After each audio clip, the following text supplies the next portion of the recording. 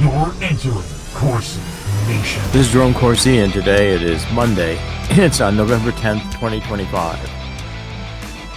There's a number of things going on. First, I think the most important new development domestically is that it looks like the shutdown is done. The Democrats, I think, finally capitulated. They advanced towards a deal to end the shutdown.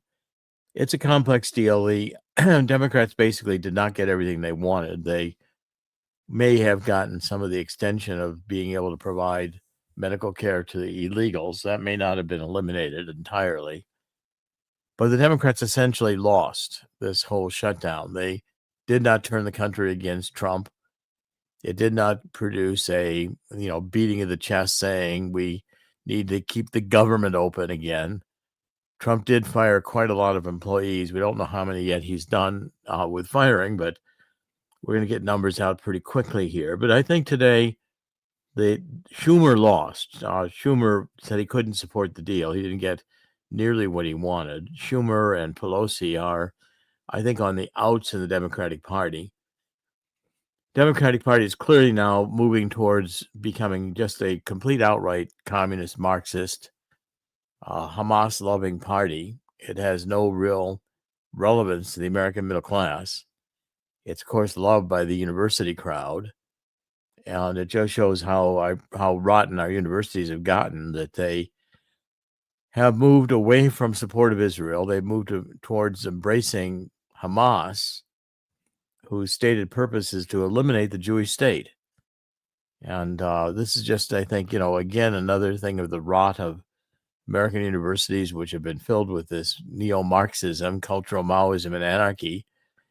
And Chris will show the cover of my book on this. We covered last week Bezmenov, who was a Russian defector, who explained very carefully how the communist plan to destroy America was to destabilize America by eliminating our values in God, family, which pretty much the Democratic Party has done since Lyndon Johnson. Senator Moynihan warned Lyndon Johnson that if he did the aid to families with dependent children program, all he would do would be break up black families. And that's, of course, what happened. All right, well, yesterday also, President Trump issued pardons. We finally are getting some pardons coming out of the Department of Justice for Rudy Giuliani, John Eastman, Tyler Boyer, and all and more over the 2020 election prosecutions. So what Trump is saying is basically saying that these people did not commit crimes, and that their objections to the 2020 election were legitimate. Okay, so President Trump said that the move is intended to address what he called grave national injustice stemming from post-election investigations and cases. So you're seeing here, I think, a first step in getting the truth out about the 2020 election. Of the 70 people listed, let's see if I can recognize any of the names here, but there are quite a few names of people who were given pardons. Over 70 people listed in the proclamation, and I'm just looking through the names to see if I recognize very many of them. A few here, but not too many. These were people who were, I don't know personally, but these were people who were involved in various challenges to the 2020 election. And they've all gotten pardons. And it seems to me that many of the political targeting, especially of these alternative electors of 2020, people who were on Trump electors, these are all in relationship to pardon attorney Ed Martin, whom I know from Eagle Forum. And he said, these are many of the people who looked out for us since this expansive injustice has taken place in the swing states. We were targeted to sideline many of us politically. It has nearly bankrupt and caused severe trauma to many good people on this list. And that's why it's important to get to the bottom what was carried out against the good faith and active citizens who took to the courts to ask questions about the 2020 election. And they were indicted by this Department of Justice. Okay, so I think we are seeing maybe this, all the comments we've done about this Todd Blanche, who has been directing the Department of Justice as Assistant Attorney General, has been blocking these pardons. Maybe he's listening and realizing that his job is on a very short fuse. At least it is with those of us who are strong Trump supporters and don't want to see the MAGA agenda in any way deflected. But I'm glad to see some pardons finally coming out. And it's a good sign. Maybe it's just the beginning of what I think will be a lot more pardons. Okay, so what we're going to see coming in New York City is socialism is going to come into New York City through regulations being passed by this new Mandami government. And already the number of people seeking to leave New York is starting to increase. And I think we're going to see a great exodus out of New York as Mandami takes over. The shutdown reports out, I think appropriately, the shutdown of the government was always aimed to elevate this uniparty. The Democrats and Republicans really working together as one party in order to have the Democrats. There was the illusion of prolonging the shutdown for the sake of the Obamacare subsidies for Democrats, or was it protecting big cuts in the big, beautiful bill for Republicans? All political theater, everybody is saying these days, because again, this is the Uniparty doesn't want President Trump to succeed. And sure, Republican members of the swamp publicly support the MAGA agenda, but behind closed doors, John Thune, John Cornyn, and Lindsey Graham hate MAGA. The Uniparty swamp sees American citizens as sheep to be herded to their bidding. They don't care about who they hurt. They don't care about how much money they drive from us or how much power they suck to themselves. This is from J.D. Rucker today, who's reporting on his discernreport.com. It was, the shutdown was the longest in American history, and it was financially harmful to many Americans. But again, it's, I think, over, but it shows that the left is still very strong in terms of the Democratic Party and getting stronger on its extreme. And the DEI has been dying. Wokeism in general is fading. But people are getting to see this critical race theory is just about deforming children sexually so they can't procreate, part of the depopulation theme. And I think we're finding that, in general, Americans are tired of this woke Democratic Party. But with the shutdown over, I think we'll see government get back to normal, whatever normal means these days. All right, now we're also seeing yesterday, there was and here, Chris, I want you to show this from X. Russia launched a massive attack yesterday on Ukraine, a massive missile and drone strike. It hit thermal and power plants in Kiev, Dnipro, different parts of the country. But if you take a look at what these videos show, they show the missiles hitting. And Chris, maybe you can play the first one there with the sound. It's kind of dramatic to hear how these missiles were hitting.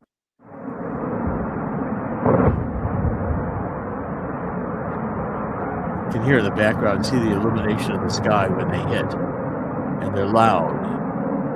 But you're seeing and hearing a drone strike on a electrical plant. Then there are a couple of others. One of the others, I think, in that same X, in the lower right quadrant, I believe it was, showed a picture of how many strikes there were. And it's very, very dramatic to see that Russia, there's all those yellow lines are strikes of drones and missiles, and they hit them all through the eastern part of Ukraine, except for the territories that Russia occupies. And you can see how Russia is really now preparing a massive, I think, end game here, which is going to threaten taking Kiev. And I don't think there's really any stopping Russia unless short of a nuclear war. And Donald Trump is trying to get Russia to stay in place for the gains Russia has gotten so far, but Russia still wants more of this Donbass region, even if it means taking Kiev. And this step today, all these missile attacks, is clearly a step to escalate the violence in the war. And Chris, you can come on and get ready to comment. I'm going to do one more story here on the elections. It looks like in all these elections, Mondami had 500,000 votes coming in on mail-in ballots. Again, those are suspect. In New Jersey, the new registrations between the last two gubernatorial elections are more than the population increases by far. So Democrats are registering again the telephone book. And I'm sure illegal immigrants are voting and all the rest of it, because in New Jersey, there really are no controls. So when you take a look at this article here that Chris is showing you now in Town Hall, what's clear was that, the polls were showing that this Jack Ciattarelli, the Republican, was almost upset win against the Democrat, Phil Murray in the last gubernatorial election. And this one, he was gaining against Mickey Sherrill. And then suddenly Mickey Sherrill wins by quite a large margin. But, the election results stunned almost everyone because it didn't reflect what was seen in the polls.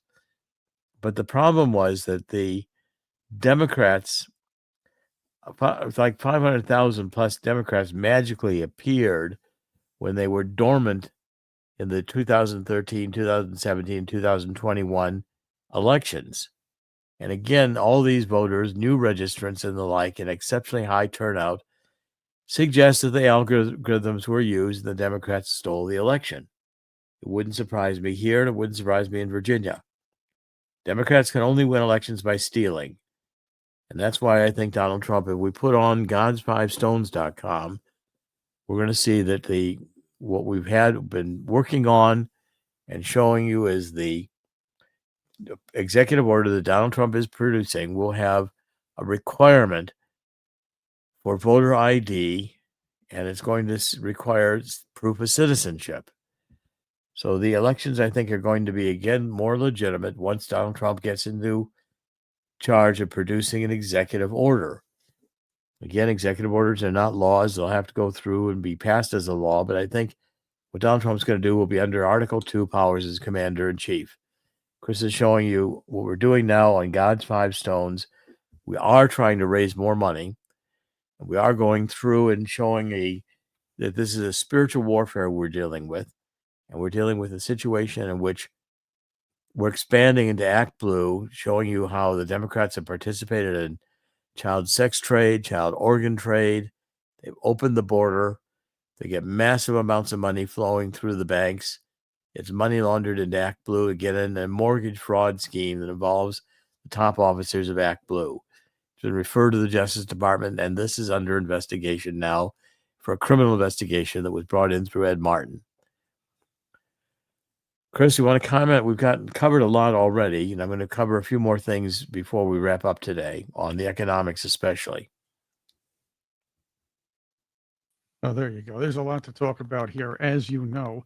I'm not a big polls guy, but if you saw how the vote's been going in New Jersey over the last many years, and uh, there were issues with some voting booths in certain red districts of New Jersey as well. Right. So we have to really take a look at things like this. And what really bothers me more than the actual reports of all this happening was how quickly some of the mainstream media came out and tried to quote unquote debunk it and saying, no, they're trying to pull up the same lies. It's almost like they were ready for this. Well, their mainstream media is a lapdog media, and it's going to reflect whatever the Democrats want reflected. I think this was I'm okay. I'm going out on a limb saying I believe this may have been pre-prepared. Likely was. Right. I mean, Right. the script certainly followed. The Democrats were out there immediately proclaiming, Mondami, and this was a resurgence of the Democratic Party, and you got a fringe group of the Democratic Party that's over the cliff for socialism, communism, and anarchy, and they're dominating the party right now. But it doesn't mean that that's the majority of who the Democrats are, unless the Democrats are about to become a marginalized, insignificant party, except for the trouble they can cause. Well, look at the numbers when it comes to mail-in ballots, especially in the New York City mayoral election. An interesting demographic change in New York City too, as we probably talked about this before, but the numbers are staggering. Foreign-born New Yorkers voted overwhelmingly for Mamdani, while those who were born in America voted somewhat or at least largely, or let's say the plurality went to Andrew Cuomo. Well, again, we're finding that the younger voters are marginalized and Marxist, Hamas supporting, but it's a lost generation in terms of what are they going to do? Their education hasn't prepared them to do anything particularly useful. Well, they're easily swayed by a handsome face and promises of free candy. Which, by the way, the free buses thing is already out the window. Even Governor Hochul wouldn't support that.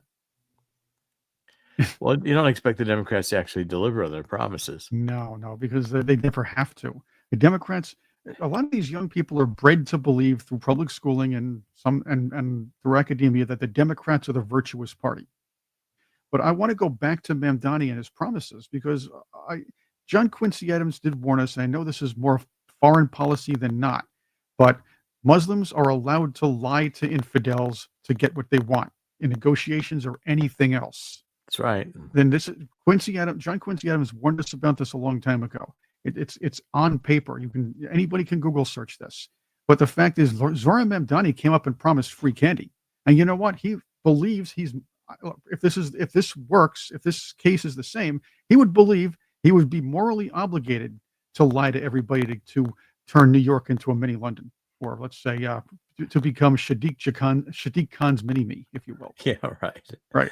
So don't be surprised if none of Mamdani's promises come through. But he still stays in power. Right. And keep in mind, I believe it was you who pointed this out. The bodegas, the city-run bodegas, they're not going to be selling alcohol, they're not going to be selling lottery, and they're not going to be selling cigarettes. Not because the government's unable to do so, it's because there's a certain religion that, frowns upon those things. Won't find a lot of pork in them either. Well, we'll see.